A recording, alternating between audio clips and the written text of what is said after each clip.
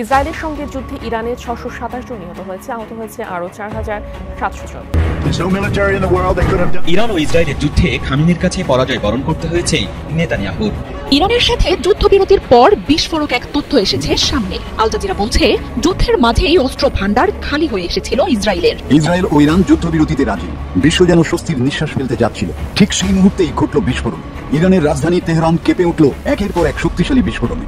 ইরানের হামলায় ইসরায়েলের বেন গুরিয়ন বিশ্ববিদ্যালয়ের অন্তত 6টি গবেষণাগার পুরোপুরি ধ্বংস হয়ে গেছে। এমন বাস্তবতায় প্রশ্ন হলো, যুদ্ধকে ব্যবসায় পরিণত করে যে অপরাধ করে চলেছে আমেরিকা, পৃথিবীর কোন আদালতে হবে তাদের বিচার? 12 দিনের যুদ্ধবিরতির পর আমরা আস্তে আস্তে ইরানের যে স্টকে থাকা ক্ষেপণাস্ত্রগুলো ছিল সেগুলো সম্পর্কে আপনাদের কিছু তথ্য দিচ্ছি, যে কেন আসলে ইসরায়েলের প্রধানমন্ত্রী নেতানিয়াহু ডোনাল্ড ট্রাম্পের দ্বারস্থ হয়েছিল যে একটা যুদ্ধবিরতি চায়। সম্মানিত দর্শক, আসসালামু আলাইকুম। নতুন একটি ভিডিওতে আপনাকে স্বাগতম। ইরান ইসরায়েলের রক্তক্ষয়ী সংঘাত অবশেষে গড়িয়েছে যুদ্ধবিরতিতে, যে কারণে যুদ্ধবিরতির নাটক করছে ইসরায়েল। বেরিয়ে আসলো আসল তথ্য। ইরানকে থামাতে নিজের পায়ে কুড়াল ট্রাম্পের। ইরানের সাথে পাঙ্গা নিয়ে বড় ধাক্কা খাচ্ছে আমেরিকা। জায়নবাদী শাসন ব্যবস্থা কার্যত ধ্বংস হয়ে গেছে। অবশেষে প্রকাশ্য বিজয়ের ঘোষণা দিলেন খামেনি। ইরান ইসরায়েল যুদ্ধের সর্বশেষ আপডেট নিয়ে করা আমাদের আজকের ভিডিওতে অত্যন্ত গুরুত্বপূর্ণ তথ্য শেয়ার করা হয়েছে। দয়া করে ভিডিওটি শুরু থেকে শেষ পর্যন্ত ধৈর্য সহকারে দেখে একটি লাইক দিয়ে সবাইকে বেশি বেশি করে শেয়ার করে দিবেন। সেই সাথে আমাদের ভিডিওটি আপনি বাংলাদেশে কোন জেলায় বসে দেখছেন বা শুনছেন সেটি অবশ্যই কমেন্ট বক্সে কমেন্ট করে জানিয়ে দিতে ভুলবেন না। ইসরায়েলের সঙ্গে যুদ্ধে ইরানের 627 জন নিহত হয়েছে, আহত হয়েছে আরও 4700 জন। এদিকে ইরানের সঙ্গে যুদ্ধ করে অস্ত্র সংকটে পড়েছে ইসরায়েল। তেহরানে হামলার পর ক্ষতিপূরণ চেয়ে 39,000 ইসরায়েলের আবেদন। বিস্তারিত রাকিব হাসানের রিপোর্টে। টানা 12 দিনের যুদ্ধে বিজয় উল্লাস করছে মধ্যপ্রাচ্যের ইরান ও ইসরায়েল। তবে এই যুদ্ধে সাহসিকতার পরিচয় ও বিশ্ব দরবারে নতুন এক বার্তা দিয়েছে ইরান, এমনটাই অভিমত বিশ্লেষকদের। যুদ্ধে সাহসিকতার পরিচয় দিলেও ইসরায়েলের হামলায় ব্যাপক হতাহতের ঘটনা ঘটেছে ইরানে। সেই সঙ্গে তাদের হারাতে হয়েছে দেশটির জ্যেষ্ঠ সামরিক কমান্ডার ও শীর্ষ বিজ্ঞানীদের, যার ক্ষতি আসলে টাকা দিয়ে পরিমাপ করা সম্ভব নয়। এই যুদ্ধে ইরানের হতাহতের ঘটনা ঘটলেও পশ্চিমাদের সমীকরণে এক প্রকার আঘাত হেনেছে। তাদের ধারণা ছিল এই যুদ্ধের মধ্যে তেহরানের রাজনৈতিক ব্যবস্থা নাড়িয়ে দেওয়া সম্ভব হবে। তবে এই সংঘাতে দেখা গেল সম্পূর্ণ ভিন্ন চিত্র। দেশটিতে নানা বিরোধ থাকলেও এক নতুন ইরানকে দেখল বিশ্ব। দেশটির সাধারণ মানুষদের ঐক্য নজর কেড়েছে সবার। এদিকে নিজেদের জয় স্বীকার করলেও বেশ কিছু জায়গায় ইসরায়েলের আত্মবিশ্বাস গুঁড়িয়ে দিয়েছে ইরান। তাদের আয়রন ডোম ভেদ করে ইসরায়েলকে গুঁড়িয়ে দেওয়া সম্ভব, তাই এবার প্রমাণ হলো। শুধু গুঁড়িয়েই নয়, গাজাবাসীদের মতো ইসরায়েলের মানুষদেরও করেছে ঘরছাড়া। ইরানের সঙ্গে যুদ্ধ শুরু হওয়ার পর থেকে যুদ্ধবিরতি কার্যকর হওয়া পর্যন্ত সময়ে প্রায় 39,000 ইসরায়েলি দেশটির সরকারের কাছে ক্ষতিপূরণ চেয়েছেন। ইরানি হামলায় ক্ষতিগ্রস্তদের জন্য একটি ক্ষতিপূরণ তহবিল গঠন করেছে ইসরায়েলের কর কর্তৃপক্ষ। তবে ক্ষতিগ্রস্ত ইসরায়েলিদের কি পরিমাণে ক্ষতিপূরণ দেয়া হবে সেটা এখনো জানায়নি ইসরায়েল সরকার।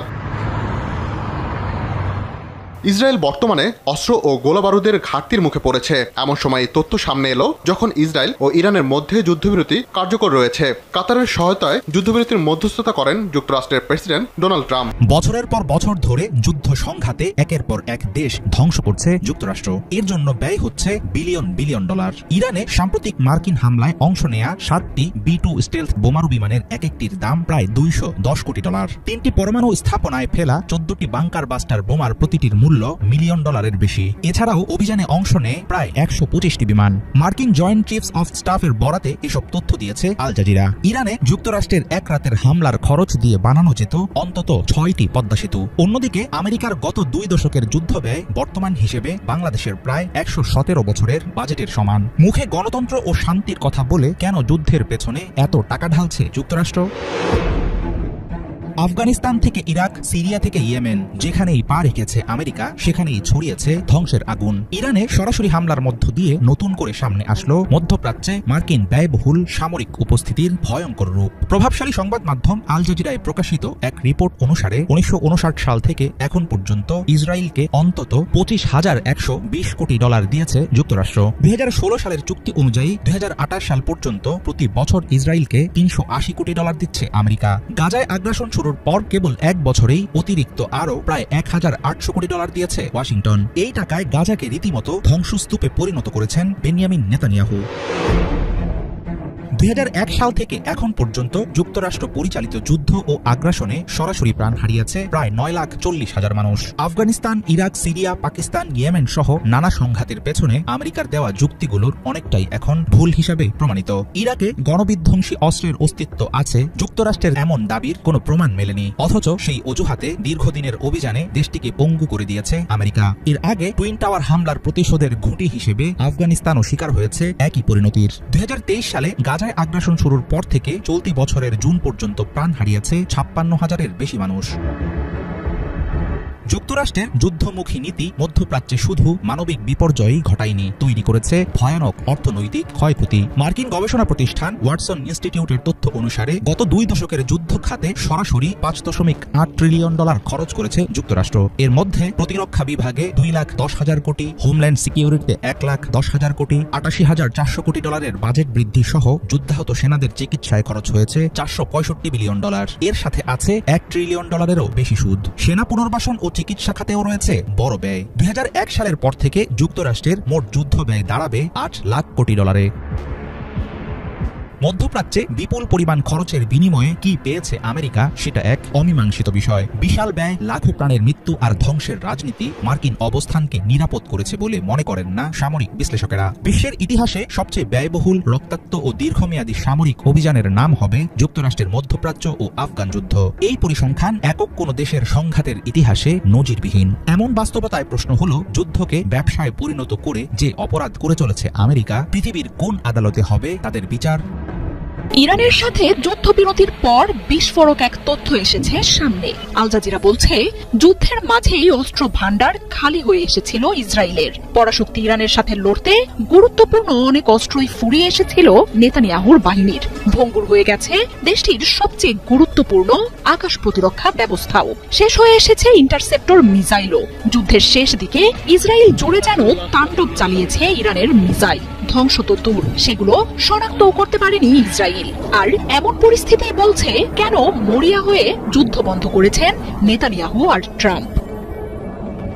গেল সপ্তাহে ইরানের মিসাইলের আঘাতে লন্ডভন্ড হয়ে যায় ইসরায়েলের প্রধান বাণিজ্য নগরী হাইফা। কোনো সাইরেনের শব্দও পাওয়া যায়নি সেই হামলার আগে। এই নিয়ে যখন তোলপাড় চলছে ইসরায়েলে, তখন জানানো হয় মিসাইলের উপস্থিতি টেরই পায়নি আকাশ প্রতিরক্ষা। শুধু হাইফাই নয়, যুদ্ধের শেষ দিনেও 6 দফায় মিসাইল ছোড়া হয় ইসরায়েলে। প্রতিটি ক্ষেপণাস্ত্রই ইসরায়েলের অভ্যন্তরে অব্যর্থ আঘাত হানে। এমনকি বেরশেবা, হাইফা, জেরুজালেম বা তেল আবিবে সামরিক ঘাঁটিগুলোতে বারবার হামলা চালিয়েছে ইরান। যুদ্ধের কয়েকদিন পরই ইসরায়েলের আকাশ সম্পূর্ণ দখলে নেয়ার ঘোষণা দেয় আইআরজিসি। আর এর নেপথ্যে ইসরায়েলের বহুল আলোচিত আকাশ প্রতিরক্ষার ব্যর্থতা। ইরানের হামলার সামনে অকার্যকরী হয়ে পড়ে আয়রন ডোম, অ্যারো, ডেভিড স্লিং এর মতো মহাশক্তিধর এবং স্পর্শকাতর আকাশ প্রতিরক্ষা। লেবানন বা গাজা থেকে ছুটে আসা রকেট ঠেকাতে ইসরায়েল নিজেদের কয়েক স্তরের এই নিরাপত্তার উপর নির্ভর করে এসেছে। এসব রকেট ঠেকিয়ে বিশ্বের সামনে এমন ধারণা নেতানিয়াহু তৈরি করেছিলেন যে ইসরায়েলের আকাশ প্রতিরক্ষা অপরাজেয় এবং দুর্ভেদ্য। কিন্তু ইরানের স্বল্প শক্তির কয়েক দফা মিসাইল হামলাতেই প্রথম দিকে ভেঙে পড়ে কয়েক স্তরে ঢেকে রাখা এসব নিরাপত্তা। জানা যায়, মিসাইল ঠেকাতে শনাক্তকারী ক্ষেপণাস্ত্রই ফুরিয়ে এসেছে ইসরায়েলের ভান্ডারে। এছাড়াও মিসাইল শনাক্তের হারেও ধস নামে ইসরায়েলের। নেতানিয়াহুর দেশটিতে হামলা ঠেকাতে মধ্যপ্রাচ্যে থাকা আকাশ প্রতিরক্ষাকে নিয়োগ করেছিল যুক্তরাষ্ট্র। আয়রন ডোম, অ্যারো, ডেভিড স্লিং এর পাশে সক্রিয় ছিল থার্ড আর প্যাট্রিয়টও। এত কিছুর পরও ইরানের মিসাইল ঠেকাতে না পারায় ইসরায়েলের ধ্বংস ঠেকাতে মরিয়া হয়ে যুদ্ধবিরতিতে আসেন নেতানিয়াহু ও ট্রাম্প। ইসরায়েলের প্রতিরক্ষায় প্রতি বছর শত শত বিলিয়ন ডলারের সহায়তা পাঠায় যুক্তরাষ্ট্র। আঞ্চলিক কম শক্তির সাথে লড়াইয়ে জড়ানো নেতানিয়াহু তাই এত বছরে এটাই প্রতিষ্ঠা করেছিল যে দুর্ভেদ্য বলয়ে থাকা ইসরায়েল অপ্রতিরোধ্য। তবে প্রথমবার সত্যিকারের যুদ্ধ যেন ইসরায়েলকে ধসিয়ে দিয়েছে, বিশ্বের সামনে প্রকাশ করে দিয়েছে ইসরায়েলের এই চরম দুর্বলতা। ইরান ও ইসরায়েলের যুদ্ধে খামেনির কাছে পরাজয় বরণ করতে হয়েছে নেতানিয়াহুর। তবে যুদ্ধ শুরুর আগে কোনোভাবেই ইরানের কাছে পরাজয় স্বীকার করতে দেয়নি ইসরায়েল। আর সে কারণেই মিত্র দেশ যুক্তরাষ্ট্রের সহযোগিতা চেয়েছিলেন নেতানিয়াহু। আর এরপরেই ইসরায়েলের পক্ষ নিয়ে ইরানের পারমাণবিক স্থাপনায় হামলা করে ডোনাল্ড ট্রাম্প। ট্রাম্প এই হামলার পর ইরানকে নিঃশর্ত আত্মসমর্পণ করার কথা জানায়। তবে ট্রাম্পের এমন কথায় কোনো গুরুত্বই দেয়নি তেহরান, বরং মধ্যপ্রাচ্যে থাকা মার্কিন ঘাঁটিগুলোতে ভয়াবহ হামলা চালায় ইরান। পরে ইরানের পাল্টা হামলার ভয়ে ট্রাম্প নিজেই যুদ্ধবিরতি ঘোষণা করেন। তবে যুদ্ধবিরতির 2 দিনের মাথায় সুর পাল্টাচ্ছেন ট্রাম্প। তাহলে কি আবারও ভয়াবহ যুদ্ধে জড়িয়ে পড়বে যুক্তরাষ্ট্র ও ইরান? যুদ্ধবিরতি নিয়ে ইরানের প্রধানমন্ত্রী ও পররাষ্ট্রমন্ত্রী সম্মতির কথা বললেও দেশটির সর্বোচ্চ নেতা আয়াতুল্লাহ আলী খামেনি এখনো কিছুই জানাননি। ঠিক এরই মধ্যে ডোনাল্ড ট্রাম্প তার সুর বদলাতে শুরু করেছেন। ডোনাল্ড ট্রাম্প বলেছেন, ইরান যদি ফের ইউরেনিয়াম সমৃদ্ধকরণ কর্মসূচি চালু করে তাহলে আবারও দেশটিতে হামলা চালাবে যুক্তরাষ্ট্র। বুধবার পশ্চিমা সামরিক জোট ন্যাটো সম্মেলনে গিয়ে সাংবাদিকদের প্রশ্নের জবাবে ইরানকে এই হুঁশিয়ারি দেন তিনি। ট্রাম্প বলেন, যুক্তরাষ্ট্রের হামলার পর ইরানের পারমাণবিক স্থাপনাগুলোর যে অবস্থা হয়েছে তাতে সেগুলোতে পুনরায় কাজ করা কঠিন। ইরান আবার ইউরেনিয়াম সমৃদ্ধ করার চেষ্টা করবে, তারা ক্ষতি পুষিয়ে নেওয়ার চেষ্টা করবে, তবে তারা পরমাণু বোমা তৈরি করতে পারবে না, তারা ইউরেনিয়াম সমৃদ্ধ করতেও পারবে না। এটি যদি তারা করে তবে তাদের উপর আবারও হামলা চালাবে যুক্তরাষ্ট্র।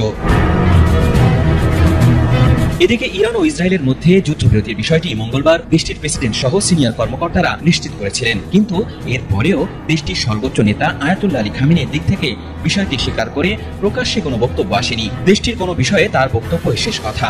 সে কারণে দেশটির ভেতরে ও বাইরে থেকে এখন নজর দেওয়া হচ্ছে যে তিনি এই বিষয়ে কখন কথা বলবেন।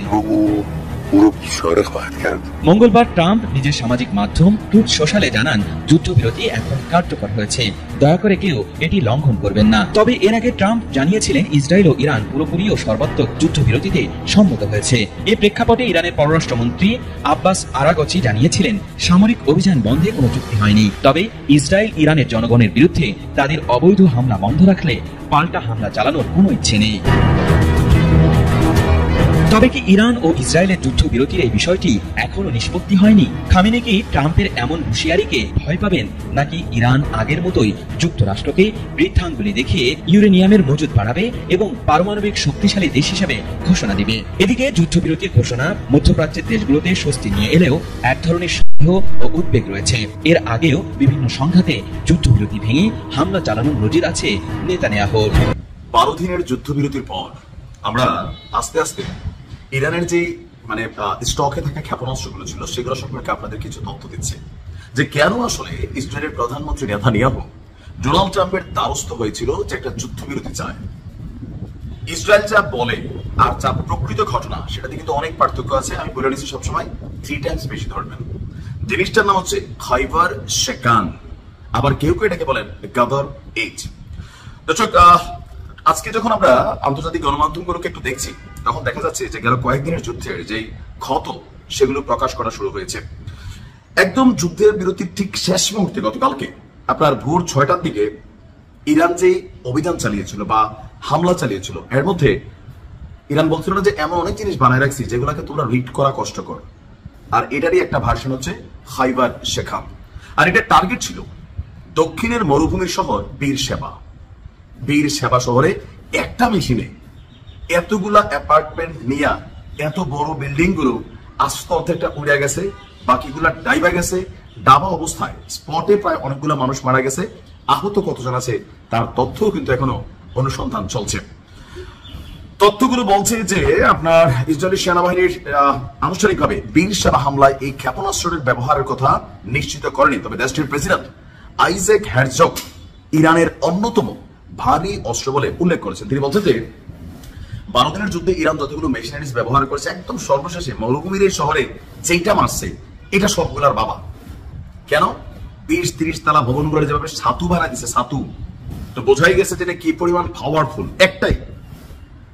তো পরবর্তী সময় ইরান বলছে যে ইয়েস উই ডিড ইট। এটা আমাদের একটা ভার্সন, নাম হচ্ছে খাইবার শেকান অথবা গদর 8।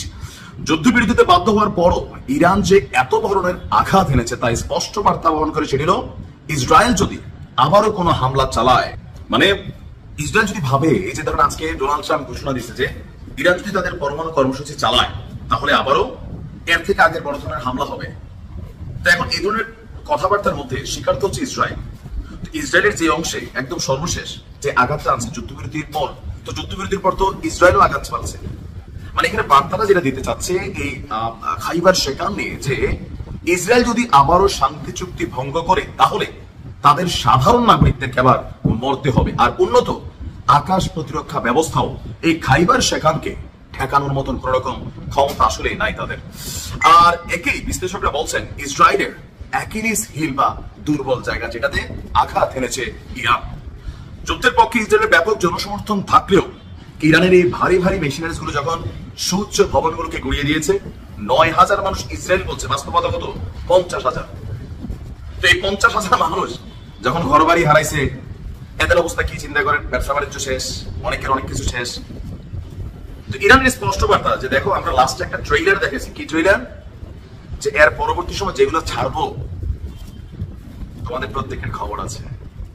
ইনশাআল্লাহ ইরানের বিজয় যাত্রা অব্যাহত থাকুক। জায়নবাদী শাসন ব্যবস্থা কার্যত ধ্বংস হয়ে গেছে, বিজয়ের ঘোষণা দিলেন খামেনি। ইরানের সর্বোচ্চ নেতা আয়াতুল্লাহ আলী খামেনি বৃহস্পতিবার 26 জুন জাতির উদ্দেশ্যে একটি টেলিভিশন বার্তা দিয়েছেন। তিনি বলেছেন, আমি মিথ্যাচারী জায়নবাদী শাসনের উপর বিজয়ের জন্য আমার অভিনন্দন জানাই। সব হইচই আর দাবির মধ্যে জায়নবাদী শাসন ব্যবস্থা কার্যত ধ্বংস হয়ে গেছে এবং ইসলামিক রিপাবলিকের আঘাতে চূর্ণ বিচূর্ণ হয়েছে। তিনি আরো বলেছেন, মার্কিন শাসনের উপর আমাদের ইরানের বিজয়ের জন্য অভিনন্দন। মার্কিন শাসন সরাসরি যুদ্ধে প্রবেশ করেছিল, কারণ তারা মনে করেছিল যে যদি তারা এটি না করে তাহলে জায়নবাদী শাসন সম্পূর্ণরূপে ধ্বংস হয়ে যাবে। তারা সেই শাসনকে বাঁচানোর চেষ্টায় যুদ্ধে প্রবেশ করেছিল, কিন্তু কিছুই অর্জন করতে পারেনি। জাতির উদ্দেশ্যে ভাষণে ইরানের নেতা আরো বলেন, ইসলামিক রিপাবলিক মার্কিন যুক্তরাষ্ট্রের মুখে একটি ভারী চাপেটাঘাত করেছে। ইরান আল উদেদ এয়ারবেসে আক্রমণ করেছে এবং ক্ষতি সাধন করেছে, যা এই অঞ্চলে মার্কিন যুক্তরাষ্ট্রের অন্যতম